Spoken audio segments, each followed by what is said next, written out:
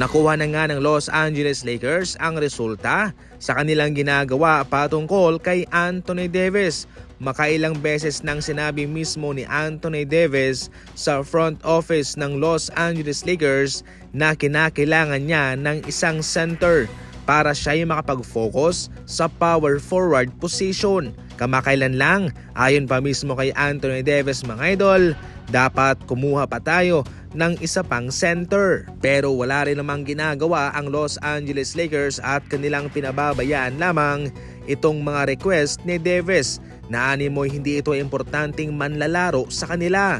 Ngayon nga mga idol, sa mga nakarang mga laban, nagkakaroon ng malaking impact itong si Anthony Davis mga idol, at yung kanyang presensya, yung kanyang pansamantalang injury kanina laban sa Sixers ay naging hudyat nga kung gaano kaimportante yung kanyang presensya sa mga laban.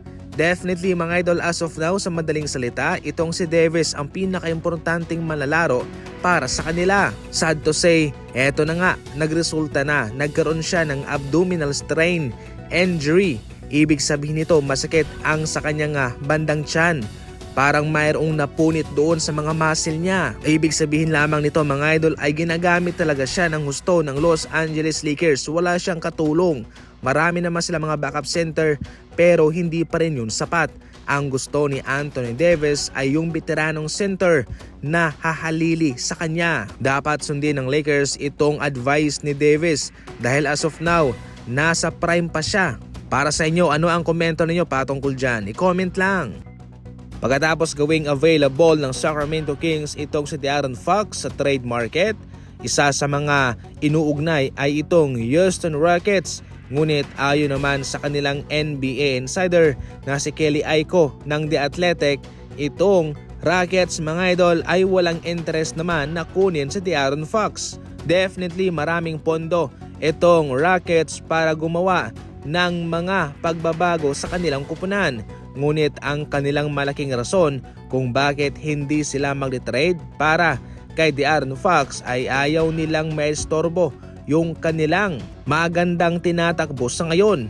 Especially, bakit naman daw babaguhin kung maganda naman ang komposisyon ng kanilang kupunan at malakas naman sila? Sa madaling salita, takot sila na magiba yung kanilang chemistry kung kanilang kukunin si Fox. May bago ng manlalaro itong Golden State Warriors at yun hoy si Jackson Rowe. Galing ito sa kanilang G-League na Santa Cruz mga idol.